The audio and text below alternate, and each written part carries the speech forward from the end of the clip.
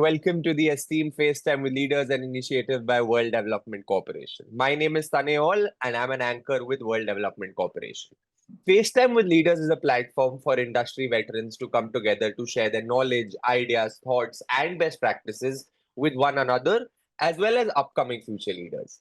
In a nutshell, we attempt to encapsulate all the multi-decadal learnings of all our industry stalwarts. We also hope that by conducting these FaceTime with Leader interviews, we can bring together a global community of eminent personalities.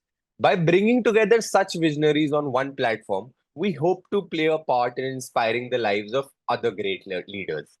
Great learnings from great leaders undoubtedly assist everyone as they help us identify, nurture, and work on trade secrets that have already proven a success formula for so many. And this is what we aim for with these sessions by making them a gathering of industry stalwarts and a knowledge sharing community. We have one such corporate stalwart on FaceTime with Leaders with us today, Mr. Premchand T, standing out as a seasoned leader and an astute professional who has carved a niche with his remarkable skills and expertise. With over 18 years of experience, he has demonstrated his prowess in spearheading financial services units, working with global IT and product majors in various capacities, including account management, sales, new business development, market development, product strategy, and customer service. Owing to his rich professional background and global perspective, he has been a key member of senior leadership teams, skillfully guiding organizations towards their planned objectives. At present, he is giving his invaluable service to Online PSB Loans Mumbai in the capacity of Vice President, overseeing its growth, sales, and marketing. We welcome you on the show, sir, today. Thank you, Tane. So, Pleasure to Prem, be sir, here. it's the pleasure is all ours, sir. So, Prem, sir, the first question we have on our show is, could you provide an overview of your professional background and key accomplishments in the field of business development, sales, and product strategy? Sure, definitely.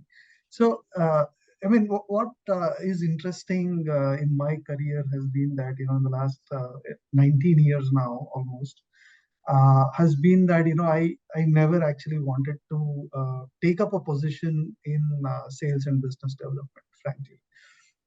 So I started off my career wanting to be a environmental engineer. Okay. And from that context, it is a kind of pretty early in my graduation, I realized that probably that is not where my skills actually, are best used. And then I quickly did my master's in business administration, specializing in marketing and also finance. And that is when I kind of realized that I have what it takes to be a astute marketing professional or a sales professional. And my early experiences actually and my early mentors actually guided me towards this path, and I'm really grateful for all of them.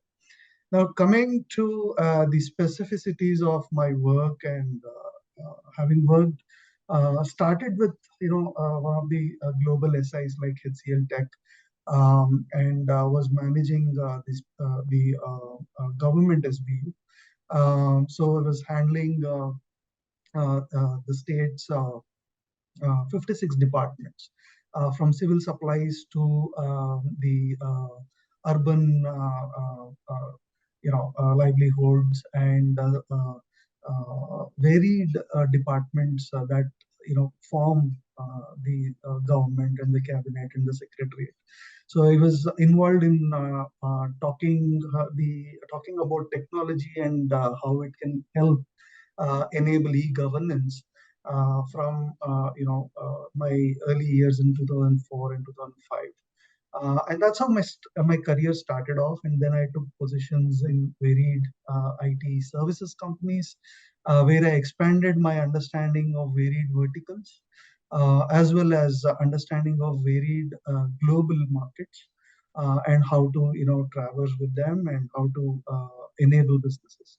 And while all of that helped me with a strong foundation, I think my pivot to a banking career or the financial technology career actually started off in the year of 2009-10, where I started off working with a small a startup called Lira, where we started working on specific risk management solutions for the banking and banking back offices primarily.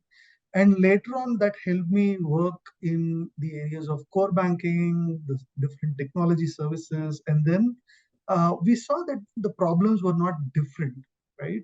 That we are trying to solve for different customers. Yeah, I mean, each of them come with a different point of view. But we were able to probably summarize or give a gist to what the problem is. So we converted all of that and created frameworks to address these problems, and that emanated to moving towards a product. So from pure play services sales and business, we kind of traversed, or my career traversed towards the product build and product strategy and how to actually take that to market. And continuing that, I worked with large companies in that space, including TransUnion in India. You would know by TransUnion CIBIL, which is one of the largest credit bureaus here. And I was responsible for the global business for decisioning and also identity and fraud solutions. And that paved me way to work with a lot of product rollouts in different regions, including LATAM, Europe, Africa, India, and also the rest of Asia Pacific. So I think it's a culmination of varied experiences that brought me to this point. And I think that journey is what I kind of have enjoyed thoroughly and taken a lot of experiences back to in terms of learnings that I love to give away or share with my peers, community, and the businesses. Thank you. So you have a bachelor's degree in engineering. However, your career is complete with experience in the finance industry. What made you transition it, and do you feel it was worthwhile? Yeah, I mean, see, like I said earlier, right, I was initially looking at being an environmental engineer, probably doing masters in environmental science or environmental engineering, right? However, I took a pivot when I felt, I'm better suited. You understand your own abilities and Yeah. skill sets after a while, right? So I think that happened to me early. I'm thankful for that. And it actually, it's not that my financial exposure to financial world was not new to me. It's just that there is always a tipping point where you decide that no, I mean, this is the area that I think that best suits me or best defines me probably Yeah. over a career of 35 years.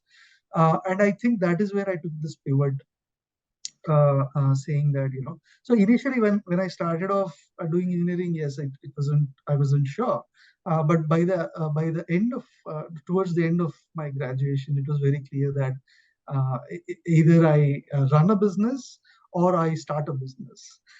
So with that kind of a mindset, I either wanted to choose to be an entrepreneur or an entrepreneur, right? Yeah. And obviously with when you have lack of resources, the choice was easy. So I took into being an entrepreneur in a larger organization, start there and see where I could kind of go from there, right? So that primarily, I think in an essence, kind of made me move. And obviously the whole charisma of the financial world. When I started off my MBA, early into my MBA, I was also part-time working on HDFC Bank floor for Franklin Templeton Investments. I was speaking to HNIs and 2003, I think mutual fund industry was almost Yes. non-existent Yeah. in its true sense. And what I think that experience really helped me understand customer behavior, understand how financial products can actually bring about a change in the way people think. and also how it gives them the necessary confidence to plan for their future. So I think so wealth products was one of the areas that I worked, but obviously as part of my career, I got exposed to varied products, including the credit life cycle, lending, core banking, acquisition of a customer, engaging, marketing offers, and so many areas. So all of this, happened because I stay put and I felt this is the right area for me. So yeah, I think to answer your question in short, I think to some extent the grace of God to make me realize at the right point in time is what I would say.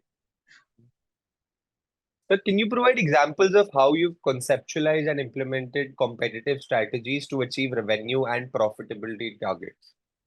Yeah. So having worked in three broad segments across my career, right? One is G2C, government to consumer.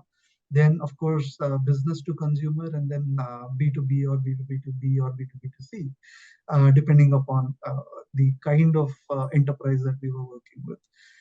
So I kind of look at it from that perspective that all solutions that we provide impact the end consumer, and any solution or product that we take to market should keep that in mind, and that whole customer experience is at the center of things that I always that's the approach, central approach that I've always taken.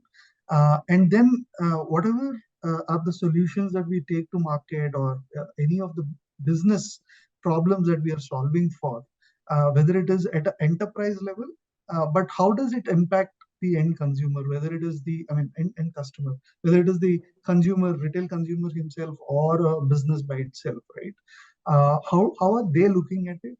And so basically, to cut it short, what I would like to say is that that kind of an approach has ensured that we put the mind and our heart at the right place, and basically bring about the right changes that are required in terms of how product is being rolled out, how business is being looked at in terms of the enterprise as they take these solutions to market.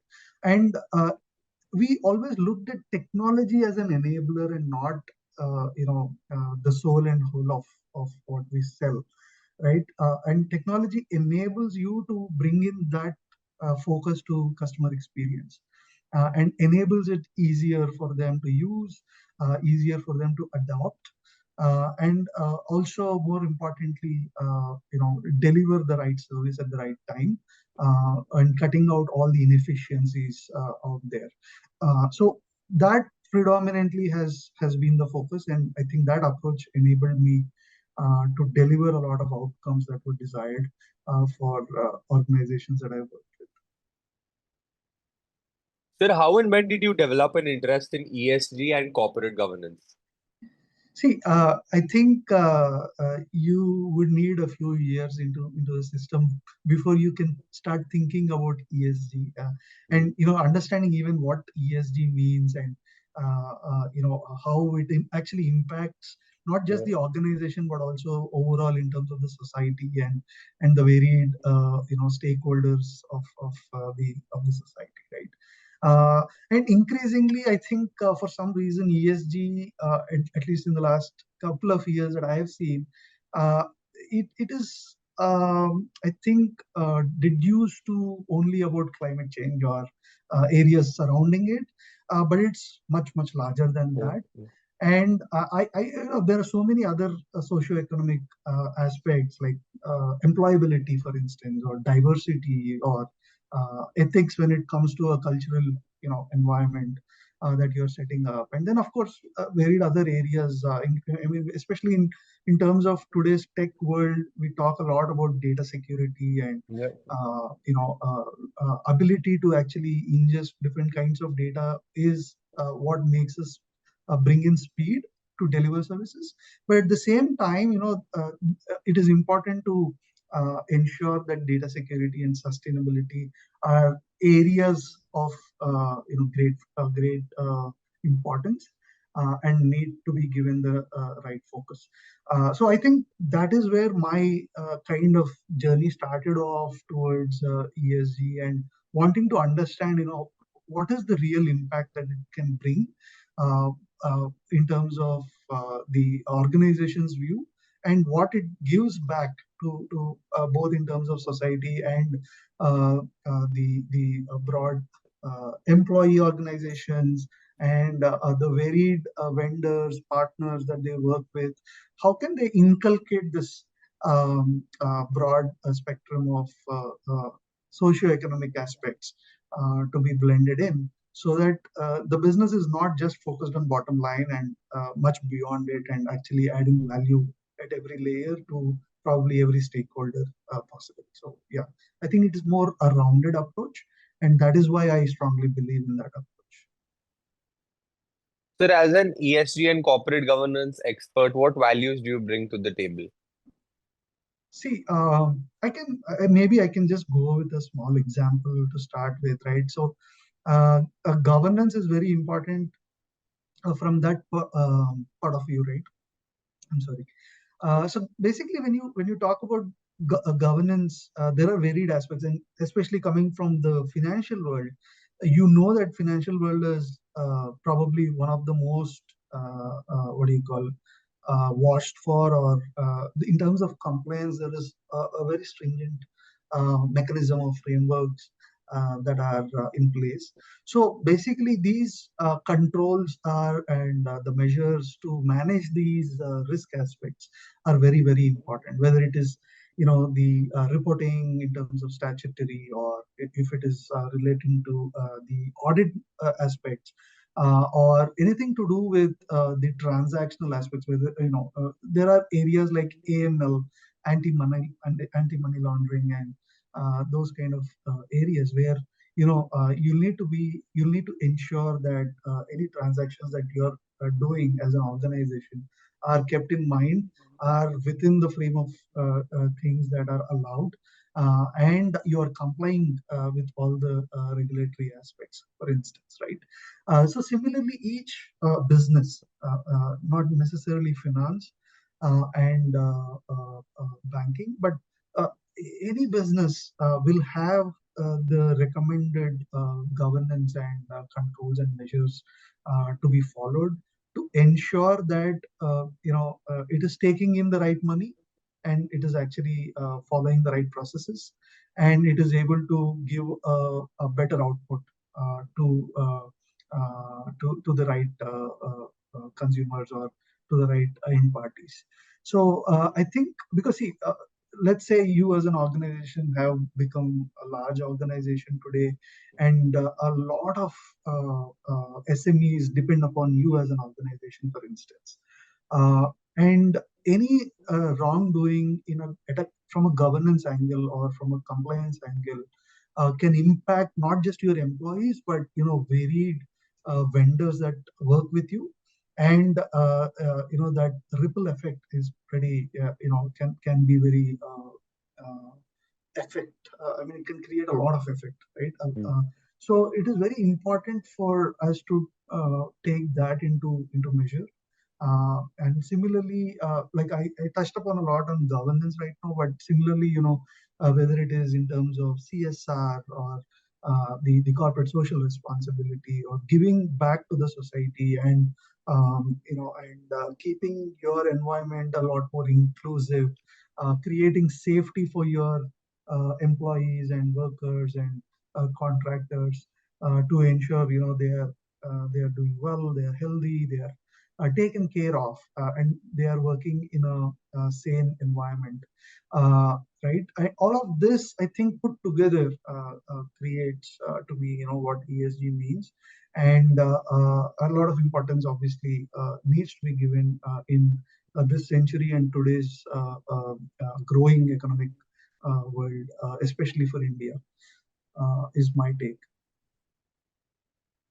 So, what are some of the most remarkable changes you have seen in your field with changes in technology, and what changes do you expect to see with the advent of IoT, AI, ML, blockchain, big data, and Web 3.0? Oh yeah, I mean, this is a long list of technology, and technology never dies, isn't it? So it is always evolving. You see different cycles in it happening, and there are organizations like Gartner and others who provide a lot of insight into what are the forthcoming technologies vis-a-vis the existing technologies, and over a span of, let's say, the next 20 years, what do you actually foresee? So I think that evolution will continue to happen, and it will continue to happen at a much rapid pace than what we saw in the last 5 years. So every 5 years, the space at which it grows and the pace at which it actually brings in the changes is going to be transformative, right? Now, similarly, especially from a finance and banking, and digital lending, banking, financial world perspective, if you look at it, I think most of the companies have already adopted using AI, ML, and as CBDC or any of these digital currencies start to move forward with more force, I see that this whole blockchain tech getting or gaining more importance. I think again, I mean, crypto is one end use case of blockchain, which is the most hyped one. Yeah. But I think beyond, if you look at it beyond cryptocurrency, I think the use cases for blockchain or some of these technologies is in the mainstay of how the business is run today and how it can become maybe 10x efficient going forward. And obviously, it cannot happen overnight. It won't happen just like that. It has to happen under certain governance mechanisms, is what I strongly believe. Because otherwise, without certain standards, everything becomes, a kind of all over the place, and it becomes difficult to rein in once probably you see any bad use cases that may emerge out of that kind of a growth. So it needs to be sustainable, and it needs to be also, we need to give it importance from the subject of looking at which area is ideal, and how is this technology applied in that area. Is it cost savings? Is it efficiency gains? Is it the bottom line or any specific KPIs that it needs for the business? And that is how I think we should bring in technology. Like I said earlier, technology is enabler, right? So technology is not the whole and soul. And going back to that foundational aspect, I would say some of these technologies, whether it is, I mean, AI, ML, without this thing, it's already there. Now, within AI, there are varied aspects. Generative AI is something that we are able to look at with widespread use from everybody, right, as an individual as well as a business. However, the success of these use cases will define how it will actually evolve in the next few years. Similarly, blockchain is very, very effective when you do transactions.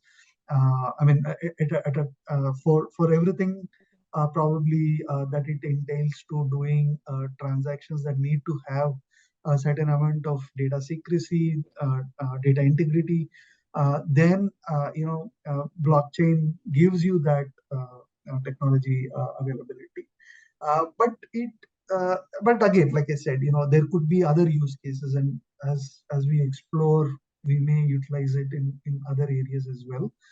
But we've already utilized the AI ML in all the 3 points that I mentioned, whether it is efficiency gains, cost savings, or in terms of taking the right offering to the right customer at the right time, kind of things, right? So this is already at play. You could probably look at, yes, it will impact certain jobs. It will impact certain, but I think it still needs to be told on how it needs to run, or how it needs to do a certain job, or a certain role, or a certain operating procedures.